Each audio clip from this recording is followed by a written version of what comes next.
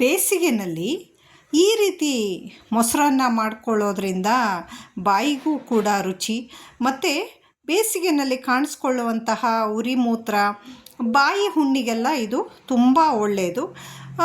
ಈ ಮೊಸರನ್ನದ ಜೊತೆ ಅಮಟೆಕಾಯಿ ಉಪ್ಪಿನಕಾಯಿ ಇದ್ರಂತೂ ಇದ್ದಿದ್ದು ಹಿತವಾಗಿರುತ್ತೆ ತಿನ್ನೋದಕ್ಕೆ. ಹಾಯ್ ಫ್ರೆಂಡ್ಸ್, ನಾನಿವತ್ತು ಇಲ್ಲಿ ಮೊಸರನ್ನ ಮಾಡ್ಕೊಳ್ಳೋದಕ್ಕೆ ಬಾರ್ಲಿ ಅಕ್ಕಿ ತೊಗೊಂಡಿದ್ದೀನಿ.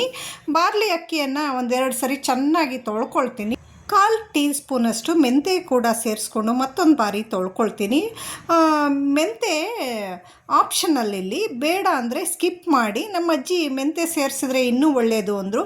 ಹಾಗಾಗಿ ನಾನು ಬಾರ್ಲಿ ಅಕ್ಕಿ ಮೊಸರನ್ನ ಮಾಡುವಾಗ ಮೆಂತೆ ಸೇರಿಸ್ಕೊಳ್ತೀನಿ. ನಂತರ ಅದನ್ನು ನಾನು ತೊಳೆದಂಥ ಅಕ್ಕಿಯನ್ನು 1-2 ಗಂಟೆ ಕಾಲ ನೆನೆಯೋದಕ್ಕೆ ಬಿಟ್ಬಿಟ್ಟು ಕುಕ್ಕರಲ್ಲಿ ಹಾಕಿ 3 ಸೀಟಿ ಕೂಗಿಸ್ತಾ ಇದ್ದೀನಿ. 2 ಸೀಟಿ ಕೂಗಿಸಿದ್ರೂ ಸಾಕಾಗಬಹುದು. ನೆನೆಸ್ದೇ ಹೋದರೂ ಏನು ಪರವಾಗಿಲ್ಲ, ಮೆತ್ತಗೆ ಬೆಂದ್ಕೊಳ್ಳುತ್ತೆ. ನಂತರ ಇದು ಕುಕ್ಕರಿಂದ ತೆಗೆದುಬಿಟ್ಟು ಸ್ವಲ್ಪ ರುಬ್ಕೊಳ್ತೀನಿ. ಯಾಕಂದರೆ ಬಾಯಿಗೆ ಅಷ್ಟು ಚೆನ್ನಾಗಿ ಅನಿಸಲ್ಲ. 1-2 ಸರಿ ರುಬ್ಕೊಳ್ಳೋದ್ರಿಂದ ಚೆನ್ನಾಗಿ ಅನಿಸುತ್ತೆ. ನಂತರ ಇದಕ್ಕೆ ರುಚಿಗೆ ತಕ್ಕಷ್ಟು ಉಪ್ಪು ಹಾಕಿ ತುರಿದು ಇಟ್ಕೊಂಡಂತಹ ಸೌತೆಕಾಯಿ ಮತ್ತು ತುರಿದಿಟ್ಟಂತಹ ಕ್ಯಾರೆಟ್ ಸೇರಿಸ್ಕೊಳ್ತಾ ಇದ್ದೀನಿ. ಮತ್ತು ಸಿಹಿಯಾದ ಮೊಸರು ಸೇರಿಸ್ಕೊಳ್ತಾ ಇದ್ದೀನಿ ನಾನು ಇದಕ್ಕೆ. ಮೊಸರು ಜಾಸ್ತಿ ಕಮ್ಮಿ ಕೂಡ ಮಾಡ್ಕೊಳ್ಬಹುದು. ಜಾಸ್ತಿ ಇದ್ದರೆ ತುಂಬ ಚೆನ್ನಾಗಿರುತ್ತೆ. ಸ್ವಲ್ಪ ಮೆಂತೆ ಹಾಕಿರೋದ್ರಿಂದ ಇದು ಜಾಸ್ತಿ ತಿಕ್ಕಾಗಿರೋದ್ರಿಂದ ಮೊಸರು ಜಾಸ್ತಿ ಹಿಡಿಸುತ್ತೆ. ಹಾಗಾಗಿ ನಿಮಗೆ ಜಾಸ್ತಿ ಕಮ್ಮಿ ಬೇಕಂದರೆ ಮಾಡ್ಕೊಳ್ಬಹುದು. ಇದಕ್ಕೆ ಈಗ ಒಂದು ಒಗ್ಗರಣೆ ಕೊಟ್ಕೊಳ್ತಾ ಇದ್ದೀನಿ.